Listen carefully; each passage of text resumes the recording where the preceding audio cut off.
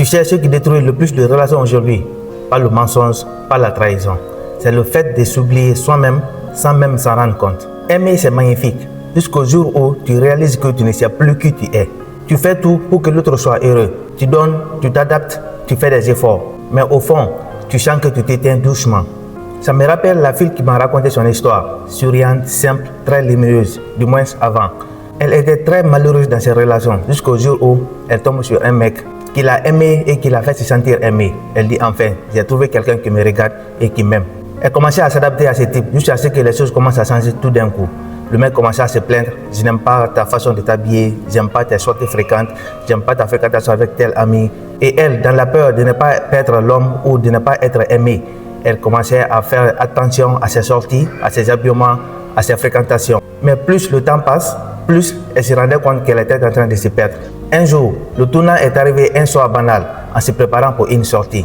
Elle va au miroir, elle se regarde, puis ses regards tombent sur ses yeux.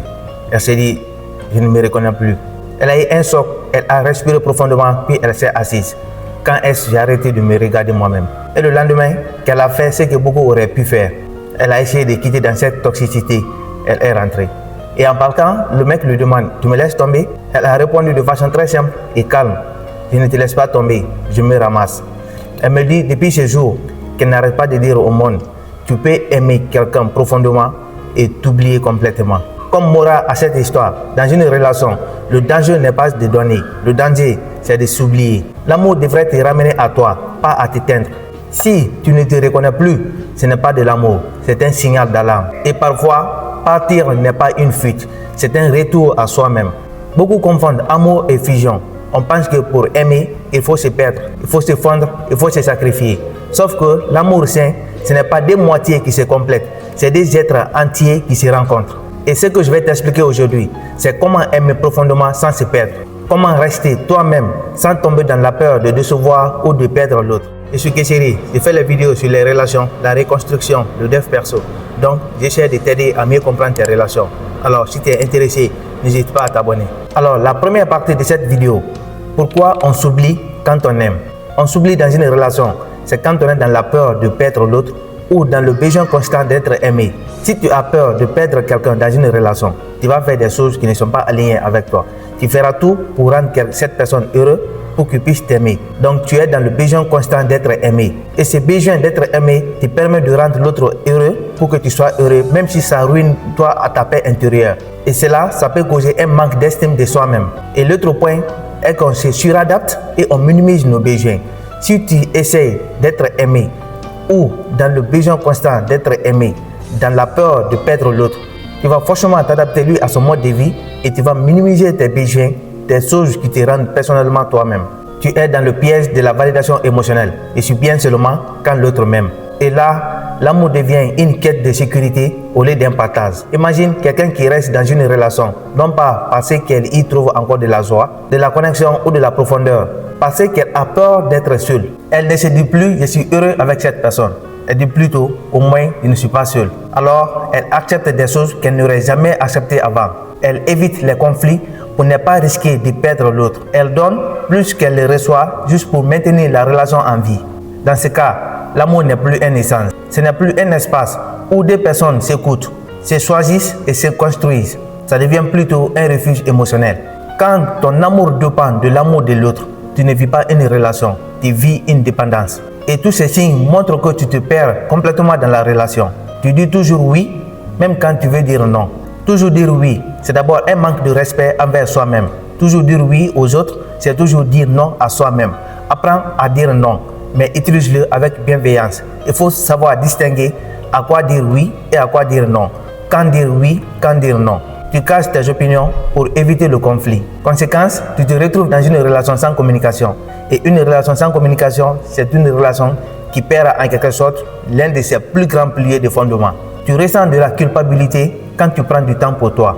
Imagine quelqu'un qui a passé des mois, voire des années à donner, à être présent, à faire passer l'autre en premier. Un jour, cette personne décide enfin de souffler. Elle veut juste aller au sport, lire un livre, sortir avec un ami, se reposer une soirée ou simplement être seule quelques heures, des choses qui sont normales. Mais dès qu'elle essaye, une sensation étrange l'envahit, la culpabilité.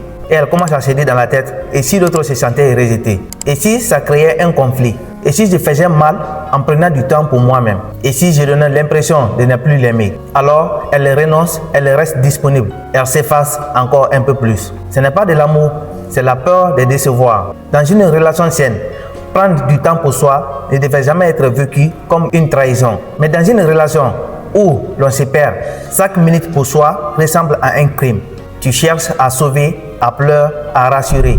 Et tu sens que ton bonheur ne dépend que de l'autre. Et pourtant, ton bonheur peut augmenter avec sa présence, mais ça ne doit jamais en dépendre. L'amour n'est pas censé te rendre petit, il est censé te faire grandir.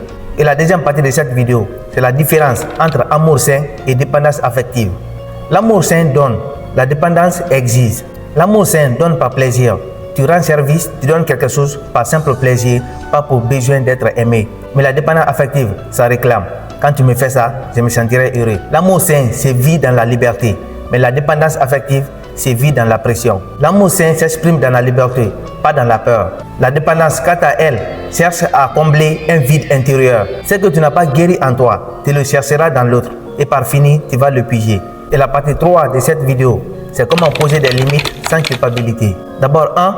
Apprends à dire non, sans peur, sans rejet, sans peur d'être abandonné, sans peur de ne pas être aimé, sans être dans la peur de perdre l'autre. Apprends à exprimer tes besoins sans honte, sans peur, sans crainte. Il faut qu'il y ait l'importance du respect mutuel et du cadre émotionnel. Vous devez vous respecter mutuellement sans dépendre de l'autre. Et chacun devait avoir une limite de ses émotions. Ça ne doit jamais dépendre de l'autre. Tes limites ne sont pas des murs, ce sont des portes qui s'ouvrent vers un amour plus vrai. Et la partie 4, il faut cultiver ton individualité tout en aimant. Garde ton espace personnel, tes amis, tes passions. Si ton partenaire a pour critère de ne pas aimer ton espace personnel, tes passions, tes amis avec lesquels tu sens que tu es vraiment complet sans dépendre de quelqu'un, dans ce cas, tu n'as pas un bon partenaire. Tu dois changer ça. L'amour grandit quand deux personnes évoluent côte à côte, pas collées. C'est-à-dire que ce n'est pas deux moitiés qui se complètent, mais des êtres entiers qui se rencontrent, qui ont les mêmes visions, les mêmes directions, les mêmes combats. Aimer sans se perdre, c'est continuer à exister en dehors du nous. Il faut que le jeu soit là, qui n'est pas dépendant du tu, qui forme le nous. Et la partie 5, ce sont les clés d'un amour conscient. Et le premier point de cette partie, c'est la conscience de soi et la communication honnête. La conscience de soi, c'est savoir ce que tu ressens, ce que tu veux, ce que tu as besoin. Et la communication honnête, c'est savoir le dire honnêtement, sans honte, sans peur, sans crainte. Et les deux ensemble forment des relations concrètes, créent des relations simples, vraies et durables. Et le deuxième point, sortir des illusions du romantisme toxique. Et ça, c'est arrêter de croire que l'amour doit faire mal pour être vrai. L'amour n'a pas besoin de drame, de manque ou de chaos pour exister. Et le troisième point, le vrai amour n'est pas une fusion, c'est une alliance. C'est-à-dire que ce n'est pas deux moitiés qui se complètent, comme je l'ai précédemment dit, mais deux êtres entiers qui se rencontrent, qui ont la même vision et se dirigent dans la même direction. L'amour conscient, c'est choisir chaque jour l'autre sans se renier soi-même. Alors, pour conclure, tu n'as pas besoin de te perdre pour être aimé. Tu n'as pas besoin de t'effacer pour mériter l'amour. Le véritable amour commence quand tu es capable d'être entier en face de l'autre. Quand tu t'aimes assez pour ne plus commander ce que tu mérites. La perception de l'autre sur toi dépend toujours de comment tu te traites. Et c'est pourquoi le plus beau dans tout ça, c'est que quand tu apprends à rester toi-même, tu attires des gens qui t'aiment pour ce que tu es, pas pour ce que tu donnes. Et quand tu apprends à comprendre ça, tu apprendras à aimer les autres. Et de la même façon, ils t'aimeront. N'oublie pas de t'abonner, à liker et à partager à quelqu'un qui s'est complètement oublié dans sa relation. Et tu peux regarder ma dernière vidéo qui parle des vrais signes qu'une femme t'aime sincèrement. Et moi, je vous dis à très bientôt.